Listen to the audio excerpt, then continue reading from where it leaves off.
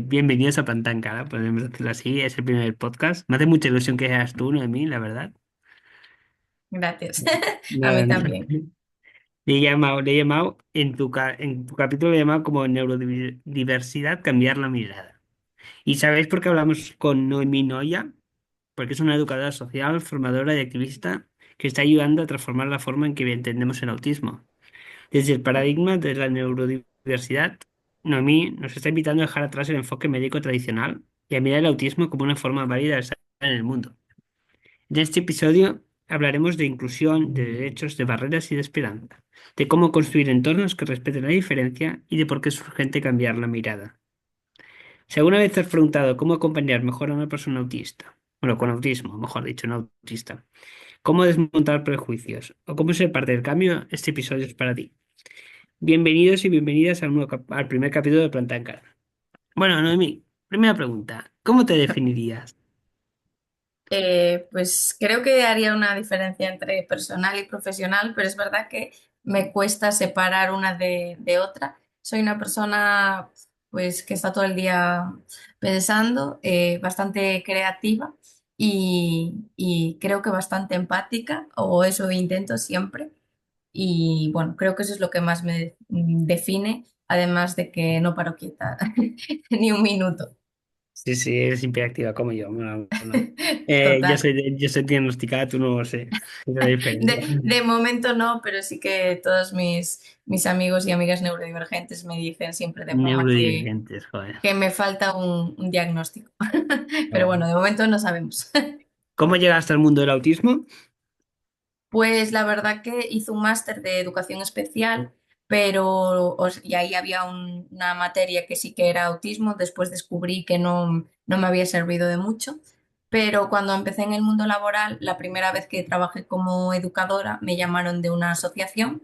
Y bueno, yo en la entrevista la verdad que fui muy honesta porque dije que sabía muy poquito, pero ya desde el minuto que me confirmaron empecé a estudiar y después tuve la suerte de que allí pues me ofrecieron muchos cursos, y ya una vez que entré ya no quise saber nada más de otras cosas. Muy bien. ¿Qué te llevó a formarte y posicionarte desde el paradigma de la neurodiversidad? Pues bueno, supongo que pasa en otras neurodivergencias, pero yo veía que muchas de las formaciones que hacía eran muy capacitistas, siempre ponían la mirada en cambiar a la persona, y conmigo pues no, como que veía que no iba con mis valores, y empecé a investigar, a leer mucho, a escuchar sobre todo a las personas que realmente pues viven con o tienen un diagnóstico, y ahí me di cuenta de que, bueno, pues algo fallaba, y busqué referentes que tuviesen esa mirada y que explicasen la neurodiversidad y las neurodivergencias, pero desde otro punto, desde otro prisma. Muy bien. ¿Qué te remueve cuando ves cómo se sigue hablando del autismo desde el déficit y la patologización? Vaya palabra complicada. Sí, me cuesta, ¿eh? Pues es cierto que antes me enfadaba mucho y me frustraba, pero con el tiempo me di cuenta que tampoco te sirve de mucho el enfadarte, porque sí que creo que hay que tomar acción para que haya cambios, como en toda la historia siempre hubo revoluciones para conseguir derechos. Pero en este caso sí que me frustra porque en ocasiones veo que nos esforzamos y como que tarda mucho, y estamos hablando de personas. Y ahí pues la verdad que lo que más me acompaña es la frustración, pero también me motiva para decir, bueno, pues si en algún momento conseguimos algo, pues vamos a seguir en ese camino para ir mejorando. Muy bien. ¿Hay alguna experiencia personal que te haya marcado especialmente en tu recorrido como educadora social? Pues siempre digo que, o sea, sí que es cierto que al tener pues amigas y personas con las que convivo que son autistas, bueno, yo hablo de autistas, no persona con autismo, porque las personas que yo acompaño así lo quieren, porque, bueno, pues se sienten así, pero no es por faltar al respeto ni muchísimo menos. Sí, Pero sí sí. que es cierto que el convivir y el tener experiencias yo misma con esas personas, más allá del ámbito profesional e incluso lo que hago con todas las personas que acompaño. Es que es lo que te decía antes, no puedo separar la Noemí profesional Lo sabemos, lo sabemos. Te de la conozco. Noemí persona, entonces todas me influyen. Yo llego a mi casa y sigo pensando en los niños que acompaño, en las familias, entonces como que forma parte de mí. Sé que en la teoría te dicen que eso no se puede hacer, pero yo siempre lo digo, entro a sus casas, conozco a sus familias, estoy muy dentro. Entonces, separo evidentemente la línea profesional porque si no dejaría de funcionar, pero inevitablemente te influye. Y si tuviese que quedarme con una experiencia, la gente que lleva tiempo siguiéndome en redes sabe que hay un niño que para mí marcó la diferencia, no porque sea mi favorito ni mucho menos, pero sí porque el cambio y la evolución y sobre todo los retos que me pone a mí personalmente para hacerle las historias, para explicar todos los cambios que va a haber en su vida, eh, pues para mí con él fue un antes y un después, porque ahí fue cuando me di cuenta de, uy, pues no vale para todos lo mismo y empecé a cambiar, a implicar mucho a la familia en el proceso y ahora lo miramos atrás y decimos, jo, el punto en el que empezamos y en el que estamos ahora y creo que él fue como el culpable, en el buen sentido, de que hoy haga muchas cosas de las que hago. Demasiadas veces. Sí. Sí, ya te lo digo yo que te sigo por las redes, ya lo sabemos. Bueno, siguiente. ¿Qué significa mirar el autismo desde la neurodiversidad y qué cambia cuando lo hacemos? Pregunta Pues, chunga, bueno, ¿eh? Ya te he sí. dicho que era una pregunta chunga, ¿eh? Bueno, yo creo que aquí hay un problema, creo que ahora mismo hay mucha gente que habla de neurodiversidad sin saber muy bien lo que es.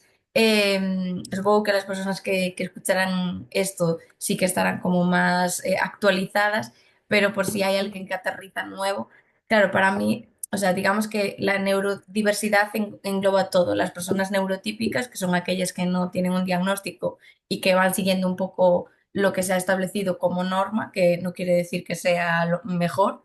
Y después están las personas neurodivergentes, que son esas que se escapan de la norma porque tienen un diagnóstico, porque pues, el ser humano necesita clasificar y ordenar todo para, bueno, también está claro que el saber que una persona es neurodivergente nos permite dotarle de los recursos y los apoyos que necesita, pero para mí entender la neurodiversidad es el entender que, claro, para mí mi cabeza es como que tiene sentido ya, no, no necesitaría explicación, pero es como respetar y validar a todas las personas, independientemente de la condición que los acompañe, porque es que yo no me fijo en la persona porque pues sea, o haya sido diagnosticado por una condición, tenga una enfermedad, le falte una mano, es que para mí va a seguir siendo una persona.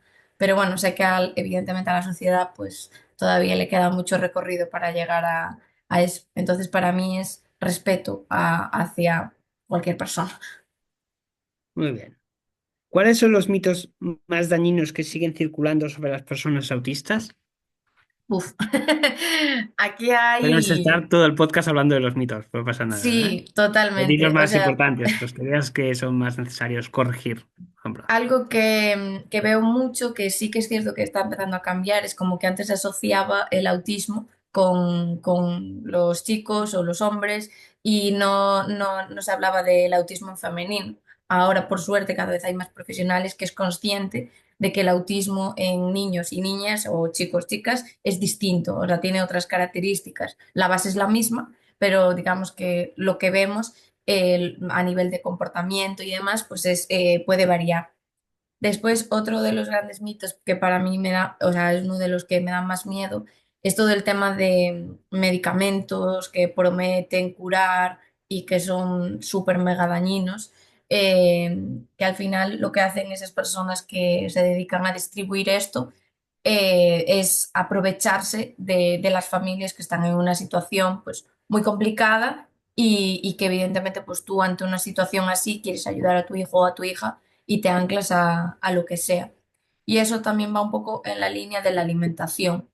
Está muy extendido que si no toman gluten, hay miles de dietas que están pensadas supuestamente para mejorar y bueno, al final yo, por ejemplo, soy intolerante al gluten y no por dejar el gluten va a cambiar mi forma de procesar. Me encuentro mejor porque si no tomo gluten no me hace daño. Y a una persona autista le pasará lo mismo. Si es intolerante o es celíaco y le quitas el gluten, va a estar mejor, pero porque ya tiene esa situación bueno, pues eso que le está afectando. Pero bueno, claro, y aquí pues ya digo, podríamos seguir con miles Mitos. de mitos, pero esos para mí son como los más graves porque afectan mucho a la hora del apoyo y el acompañamiento que se hace. Muy bien. ¿Has visto que me resume? Siguiente pregunta. ¿Cómo podemos construir entornos que respeten las necesidades sensoriales, comunicativas y emocionales de las personas neurodivergentes? Mis preguntas son filosóficas, ¿eh? No, Sí, sí, no. no, es que esto da para un podcast Para casi cinco por podcasts, para pregunta. cinco podcasts. Ya te invitaré otro día también. Encantada. Pues yo creo que, claro, lo ideal, que siempre digo, me encantaría, ¿no? Tener como un equipo y que eso pudiese, pues, quizá a nivel, imagínate, estatal, que en cada, no sé, ayuntamiento, en cada colegio, en cada entorno, hubiese, pues, diferentes profesionales que pudiesen acompañar, pues, a nivel sensorial, pues, las terapeutas ocupacionales, a nivel de comunicación, pues, que hubiese logopedas formadas o especialistas en comunicación aumentativa y alternativa, educadoras sociales integradoras, o sea, creo que metería aquí a todas las personas y sería súper positivo o que se hiciese un protocolo, que por ejemplo, pues en Galicia a nivel educativo sí que hay protocolos, pero bueno, el problema es que llegamos después a diferentes entornos en los que hay profesionales que desconocen o no saben muy bien cómo aplicarlos o está Ahora sobresaturado. hablaremos de eso. Entonces, lo que pasa es que llega un momento en el que por mucho que tú quieras es muy complicado porque no hay medios, ni recursos personales, ni materiales, pero yo creo que haría un cambio de todo porque, bueno, hay pequeñas cositas, por ejemplo, el otro día pues estaban en un supermercado y decían que habían ampliado como la hora de silencio, pero claro, lo ponen a las 3 de la tarde, creo, y esto era como a las 9 de la noche, que para una persona adulta está genial, pero un niño a lo mejor a las 9 de la noche no está en el supermercado, entonces es como, vale, sí, está bien, pero quizá deberíamos, pues, o sea, dejar de normalizar que el supermercado tenga la música y la megafonía a un volumen infrahumano y, y claro, seguimos con esos cambios como muy puntuales que son insuficientes. Entonces, yo creo que haría pues, una reforma integral. O sea, sería muy complicado Bien. Aquí abordarlo. el presidente del gobierno, con ministro de Educación, muy bien. Creo que no, Siéntate a a Galicia. Galicia. Te veo, como candidata por Feijóo, te veo. Va. Qué barreras encuentras en el sistema educativo para una inclusión real? ¿Qué propuestas concretas defiendes? Pues para mí la primera barrera es a nivel de recursos personales, porque bueno, materiales, pues hace falta, pero si no hay recursos humanos, el resto no sirve de nada. Creo que hay muy pocos profesionales formados. También tengo que decir que conozco y me encuentro con profesionales maravillosas y maravillosos que realmente están intentando cambiar la educación, pese a estar en un ambiente pues muy deficiente porque pues eso, no hay recursos, las aulas están sobresaturadas y, y sé que hay gente que está sufriendo porque no le puede dar la atención que cada niño y cada niña merece. Entonces yo creo que, bueno, lo hablo mucho con mis compis educadoras, creo que sería ideal que hubiese una educadora en los centros y, y sobre todo para apoyar el trabajo de orientadoras, orientadores, de profesorado, porque se les está cargando con funciones que no le competen y, por ejemplo, pues nos encontramos casos de bullying que podrían haber sido evitados, niños que están en los patios que no se le está dando pues lo que necesitan porque los profes pues no saben y no pueden muchas veces o el que sabe tiene el horario completo y no le da o hay 10 niños y evidentemente no puedes partirte a la mitad. Entonces yo creo que ahí pues igual tendremos que, o sea, habría que hacer una reforma educativa, que aquí en España estamos todo el rato cambiando las leyes. El problema es que quien hace las leyes no está en las aulas y Muy no se bien. escucha al profesorado. Y mientras no se escucha a los profesionales y nos hagan esos cambios, pues iremos eh, así como hasta ahora, a trompicones y viendo situaciones muy difíciles. Muy bien. ¿Cómo podemos acompañar a familias que reciben un diagnóstico sin caer en el miedo ni en el capacitismo? Pues yo creo que ahí lo primero, claro, por una parte hay las familias que reciben un diagnóstico desde el sistema público, que yo creo que ahí lo que hace falta es que se capaciten y que realmente vean la importancia de devolver un diagnóstico. Y después está a nivel privado, que sí que es verdad que ahí suele haber otro tipo de comunicación a la hora de dar un diagnóstico. Pero lo que me encuentro con muchas de mis familias es que algo tan frío como toma un papel, ahí te pone una palabra o tres palabras que tú no has escuchado en tu vida o que asocias con, pues, con esos mitos porque no conoces. Y claro, mis familias me cuentan, ¿no? De repente veo trastorno del espectro autista No sé lo y que coño ya, es. claro, y lo primero ya es trastorno, uff, miedo. Y después autista, que conocen a lo mejor eso que vieron en una peli o a una persona que ni siquiera conocen, simplemente ven 5 minutos de esa persona, se hacen una idea y llegas a tu casa, buscas en Google y lo que te puede aparecer ahí o lo que te dice tu vecino, que yo conozco a una persona, y claro, como cada persona va a ser distinta y según cómo la acompañes y los recursos que tú tengas, van a influir mucho en eso. Entonces, yo ahí creo que es responsabilidad de los profesionales el dotar de formación actualizada y que se haga una buena devolución de diagnóstico y que haya un acompañamiento, porque a las familias, salvo que vayan ellas a nivel privado pagándose, pues a lo mejor un profesional de psicología, no hay acompañamiento ninguno. Muy bien. ¿Qué papel juegan los profesionales como tú de la educación social en la transformación de los entornos? Pues claro, estaría fatal que, que hablara mal de nosotros, Bueno, pues habla mal, pero, ¿eh? Yo te dejo. pero Luego las críticas no, son para ti, no son para mí, ¿no? ya, total. Te van a echar Em, del colegio de educadores sociales, nada más. Claro, yo creo que aquí también tenemos que hacer un cambio porque lo bueno y lo malo, o sea, de la educación social es que es muy amplia. Entonces, según en el ámbito al que tú vayas y cómo tú te formes, es muy autodidacta, te tienes que buscar tú mucho o sea, la formación, el dónde te especializas, pero yo creo que hay que, o sea, que todavía no nos queda mucho, pero creo que el tener un educador social en cualquier entorno es positivo, porque independientemente de hacia dónde vayas o del ámbito en el que te formes, siempre vas a buscar pues dinamizar un espacio, que todas las personas puedan participar.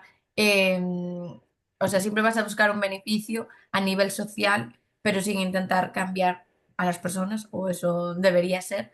Entonces yo creo que si empezásemos a estar en más espacios, tendríamos entornos más accesibles y respetuosos, porque también habría determinadas normas, porque lo más complicado de todo esto es que tú a veces diseñas, propones estrategias, pero después llega una persona que no tiene formación o que les da igual lo que tú le digas y claro, ahí ya se rompe, ya aparece la primera barrera y es complicado.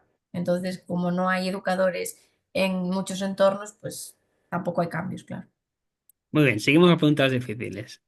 ¿Qué retos se enfrentan a las personas autistas en el mundo laboral? ¿Qué cambios estructurales serían necesarios? Uf, Uf, pues uf, uf, sí, uf. sí. El problema es que en muchas empresas sí que es cierto que están empezando a contratar ya no solo a personas autistas, sino personas con discapacidad, pero no piensan en qué me puede aportar esta persona, Paga la sino, multa y ya está. ah, claro, y es pues mira, que me den una ayuda y si por lo que sea no me sirve, no me tal, pues no, aquí no cumple. No se molestan generalmente en adaptar un entorno, también por desconocimiento, porque no saben muchas veces el cómo acompañar, que es verdad que hay empresas que sí que acompañan a la persona, le explican a la empresa pues qué necesidades puede tener, pero sobre todo personas adultas que a lo mejor llegan tardíamente a un diagnóstico y van encadenando trabajos porque no pueden estar a esos niveles de estrés porque no hay adaptaciones tan básicas como pues hablar de tiempos, un sistema estructurado, tener pequeños descansos, utilizar pues unos cascos de cancelación de sonido. He visto varias personas adultas que al plantear esto se le negaba, cuando en realidad pueden hacer perfectamente su trabajo y no le influye en nada. Aquí también hay profesionales que están haciendo formaciones súper interesantes sobre cómo adaptar los entornos laborales y acompañar también a esas personas autistas, que yo creo que también es la clave para que las empresas empiecen a ser conscientes de que además es que tendrían a personas eficientes, súper cumplidoras, pero bueno, claro, no hay interés y tampoco hay conocimiento, que no es una excusa. Siguiente pregunta chunga. ¿Cómo podemos pasar de la inclusión simbólica a la inclusión efectiva en todos los ámbitos de la vida? Bueno, yo aquí aún hablaba el otro día con una compi y le decía que estamos hablando de inclusión, pero realmente no estamos en ese punto. Integración, Claro, integración, yo ¿no? creo que estamos en la integración, intentando Normalización. alcanzar, La sí, normalización. intentando alcanzar eso, pero también es verdad que escuchaba una vez, bueno, un libro de Sara Codina, que es una mujer Una esa autista. collina grande. He hablado con ella hace poco. Son grandes, sí, sí. Y ella decía que no le gustaba el término de inclusión, que ella prefería hablar de convivencia. Y digo, pues ¿Mm? tiene todo el sentido del mundo, porque cuando tú hablas de inclusión es como, las personas neurotípicas incluyen a las personas neurodivergentes o con una discapacidad, como te doy permiso para entrar en mi mundo. Y lo que decía al principio, ¿no? Yo creo que hay que aprender a convivir respetando la diferencia y entendiendo que a lo mejor pues esta persona necesita algo que tú no necesitas, pero hay, como en general, veo en la sociedad que hay personas que es como, claro, es que a esta persona le dan y digo, ya, pues que si tú no lo necesitas, ¿por qué te sientes como, o sea, esta persona también tiene muchísimas barreras a nivel de accesibilidad que tú no tienes? Es decir, tú puedes subir unas escaleras o puedes subir por la rampa, te da igual por un lado y que otro, pero esta persona por las escaleras no puede, necesita una rampa o necesita una plaza para poder aparcar. Y tú que vas a buscar, no sé, una barra de pan o lo que sea, aparcas en esa plaza cuando puedes desplazarte. Entonces, ahí es que creo que como falta tanta formación, pero yo lo veo cuando doy una charla, una formación, la gente que viene son personas que ya saben, personas que o tienen a un familiar o ellas tienen un diagnóstico y las personas que realmente deberían aprender no están. Entonces seguimos pues en el mismo, hasta que le toca vivirlo en primera persona o de un conocido, la gente no cambia. Entonces ahí pues pasar de un punto a otro creo que es como estamos haciendo. Pues mucha iniciativas pues como esta, ¿no? De que pueda hablar de todas las personas, que se le dé voz a los protagonistas y que no sea siempre desde ese punto capacitista de los profesionales hablando de otras personas o de cosas que ni siquiera viven. Siguiente. ¿Qué ejemplos te inspiran de proyectos o personas que están haciendo las cosas bien? No pongas a nadie así mal, ¿eh? Que te echan del colegio de educadoras sociales, ¿eh? Tranquila. No, tengo, o sea, tengo muchos referentes, de hecho es algo como que tengo ahí pendiente hacer así algún listado de profesionales, depende un poco La de Biblia ahí. ámbito. Claro, yo voy buscando pues de diferentes áreas porque pues a la hora de comunicación pues tengo a estas personas, a nivel de terapia ocupacional tengo a otras personas, a nivel de autismo y sobre todo como cada persona tiene una visión distinta pues la verdad que intento, bueno, aprender de todos y quedarme con lo mejor, con lo mejor de cada uno y de cada Lista, una. esta mujer es lista, ¿eh? Y sobre todo primeras personas, porque creo que desde el ámbito profesional puedes aprender mucho y siempre lo digo, la teoría es súper necesaria, pero a mí lo que me cambió fue pues lo que os decía, este niño pequeñito y todos los niños que yo fui acompañando, porque Y acompañas sí, acompaño, en porque primer. son las personas que más me enseñan. Porque tú la teoría te la lees, lees un libro y dices, genial, pero luego llegas a la realidad y dices, ostras, esto no es así.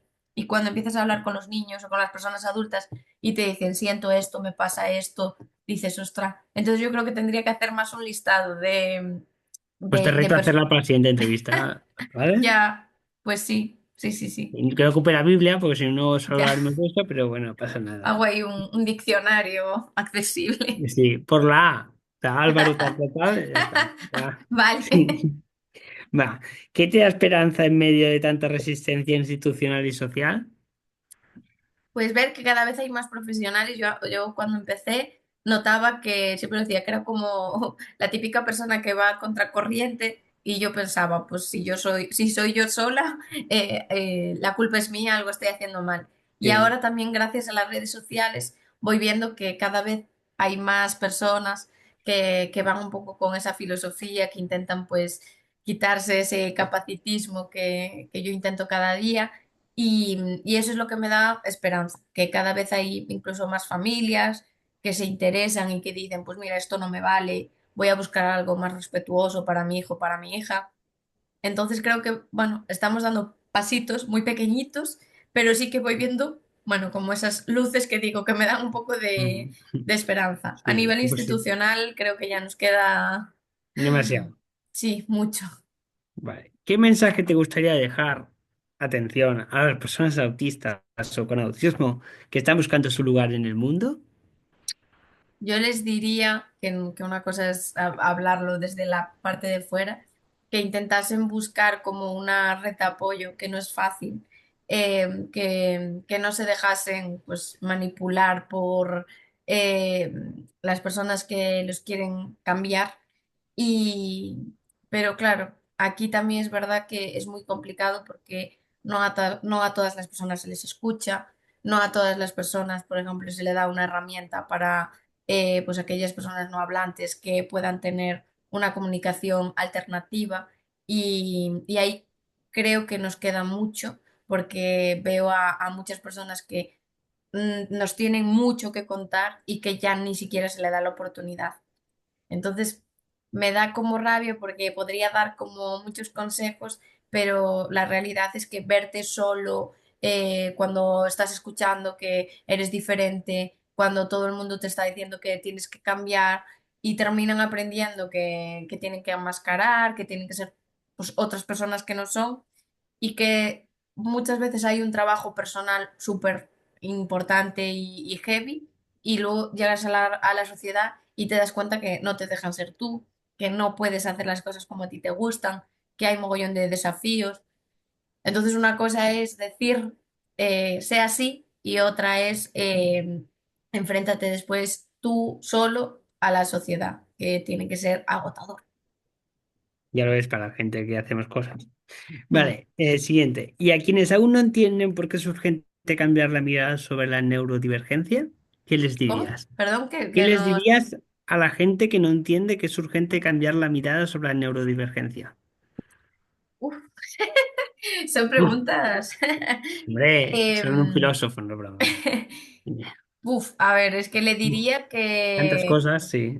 sí, lo primero que se intentaran poner en el lugar de esa persona, que creo que si no lo haces por iniciativa es muy difícil que porque alguien te lo diga lo hagas, pero sí que intentasen, no sé, pasar un día solo viendo todos esos retos, esos desafíos o que escuchasen realmente a las personas, porque cuando lo vemos desde fuera no eres plenamente consciente, o sea, a mí me pasa con las familias y cuando me preguntan de lo que trabajo, me dicen, Joa, no, es que ¿por qué te implicas tanto? Y digo, es que no sois conscientes de todos los retos a los que se enfrentan las familias, porque, claro, la gente conoce lo que es una maternidad o la paternidad o la crianza desde una visión neurotípica, que sí, está claro que es difícil, tiene sus retos, pero si a eso además le sumas una neurodivergencia, el estar luchando por derechos básicos, porque te concedan una prestación que es un derecho, pero parece que lo tienes que luchar como si fuese esto un concurso. Mm, Cada día levantarte pensando, vale, ¿cuál va a ser hoy la barrera que me voy a encontrar? Y verte solo o que la gente se va apartando. Yo pienso en esas familias y en esas personas y digo, es que cómo alguien que está desde fuera no es capaz de ver incluso, pues eso, familia, amigos, que esa realidad es muy distinta a la que puede vivir cualquier otra persona y lo difícil que es. Entonces, lo único que le podría decir es como, mira, dedica un día de tu vida a intentar ponerte en otro lugar, pero bueno, sé que es utópico. Y como veis, esta mujer no descansa nunca. No. Eh, no, no, es una TDAH hiperactiva plus, vamos a decirlo así. Yo soy un TDAH plus hiperactivo también. Somos todos, bienvenida a la secta. espero que después de esta entrevista no te hayan echado del colegio de educadores No, yo sociales. espero que no. Tiene un premio, eso sí. Bueno, gracias, Noemí, ha sido un placer, la verdad. Hoy hemos aprendido básicamente que el autismo no necesita ser corregido, sino comprendido. Que la neurodiversidad no es una etiqueta, sino una forma legítima de existir y de mirar el mundo y de transformarlo. Y bueno, lo he dicho, gracias por ayudarnos a mirar con más respeto, con más escucha, con más humanidad. Y tengo que decirles a la gente que lo escuche este podcast o y lo vea, que si este episodio te ha removido, compártelo. Si te ha hecho pensar, sigue aprendiendo. Si te han dado ganas de actuar, hazlo. Porque el cambio empieza en cada gesto, en cada conversación, en cada mirada que se transforma. Y gracias pues aquí, al final, el siguiente episodio os puedo anunciar que será el hijo de, la madre, perdón, del Ángel con Javi, que es un chico de 8 años que tiene una enfermedad mutante, que está luchando por ayudar a su hijo y a tanta gente. Y va a ser muy guay, de verdad, me hace mucha ilusión que la primera haya sido tú y la segunda sea ella. Al final sois dos luchadoras. Y si queréis seguir a esta mujer, a Noemí, en redes, en Instagram, que hace unas cosas alucinantes, que no sé cómo tiene tiempo, ¿vale? El Canva lo debe ser a full, su Canva, Sí, sí, sí. ¿vale? Y Es una entonces, extensión de mi brazo. Yo voy el con el Canva Canva. ahí Tiene un codo y aquí el Canva. Exacto. Sí. Entonces, pondremos aquí el link de sus redes, que mola mucho, de verdad. Yo las sigo, me leo cada post, aunque no tenga tiempo, me lo Gracias. leo en el tren y nada. Y bueno, mucha suerte en todo. Gracias, Noemí. Nada, gracias a ti y enhorabuena por crear estos espacios, que es lo que te decía antes. Creo que es importante que cada vez haya más personas hablando de esto, porque si no se habla, no existe. Y a ver si haciendo ruido, pues vamos ganando poco a poco personas que se quieran sumar a este cambio Sí. y al Tengo otra respeto, ¿eh? pregunta chunga. ¿Qué A ver, pregunta le harías a la madre de Javi? Que me la apuntaré y se la haré. vale, ¿qué Ah, pregunta le haría? Vale. Em, luego me uy, la esto dices. tendrías que haberme avisado que me lo pensaba bien. Bueno, la primera que Vale, tengo en mi cabeza. le preguntaría o sea, cómo se siente ella en el mundo, más allá de acompañar a su hijo. Cómo se... Me la apuntaré y se la haré de tu parte. Vale. Y Sí, nada, que sí. también mucho ánimo porque sí que me parece una lucha complicada porque ya Bueno, no pues estaba solo filmando es... fotos. Mira, todavía le llevo la camiseta a Cristiano Ronaldo. Qué guay. O sea, sí, sí, sí, no, es una crack. Bueno, pues encantadísimo y nos vemos en el próximo episodio. Espero que te Igualmente. suscribas a los episodios, ¿no? Sí, sí, nada, en cuanto reciba el link ya.